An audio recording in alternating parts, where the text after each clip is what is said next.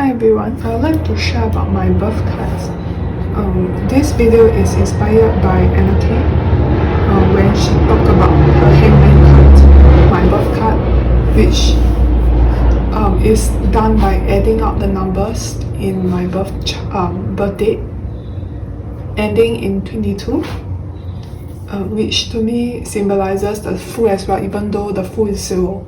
For me, the Fool is the beginning and the end, so it's 0 and 22 at the same time. And then 2 plus 2 is 4, which is Emperor, and then Death 13 as the shadow card.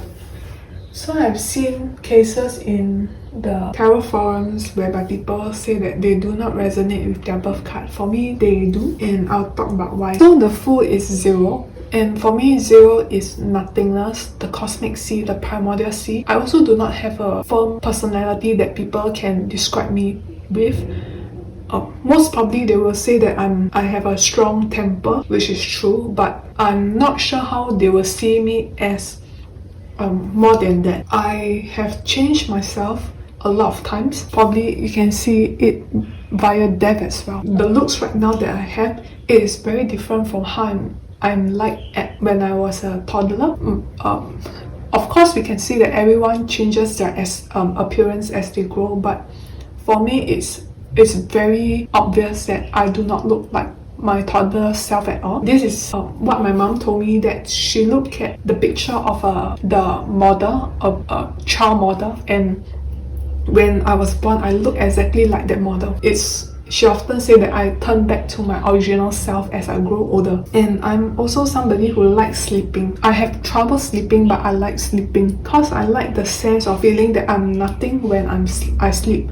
So someone described sleeping as a mini death, and I agree. Also, when I look at Emperor, which is structures, versus the very cloudy state of the Fool, it seems like a very big contradiction. But I do not feel it is so.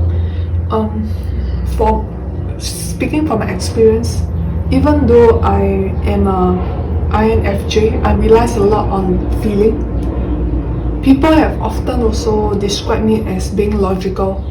When these two comes together, I can say that I can be balanced. I feel a lot, but I can express, or I have an idea of how to organize things that they make sense for my friend when they come to me to talk. So I do keep my thoughts organized. I often refer to my brain as a kind of a Chinese medicine hall with all those cabinets, and each cabinet there's a label on top, and every time I think about something, I will find, I will imagine my thought as this slip of paper, and I'll find the cabinet with the correct label, and I just throw them in.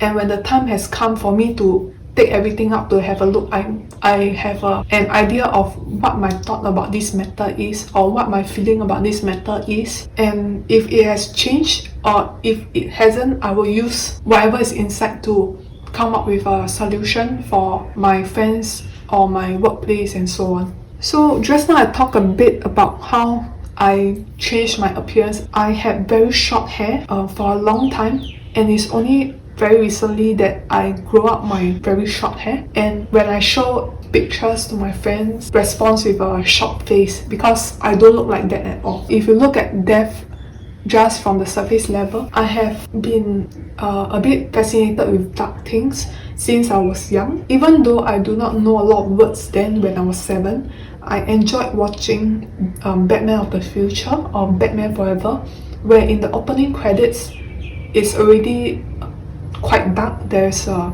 skull flashing at maybe 1 or 2 seconds in the opening credits, and there are words like apathy, greed in the opening titles, which I do not understand then. A bit more of why I was fascinated, probably not just because of the dark color palette and the dark themes.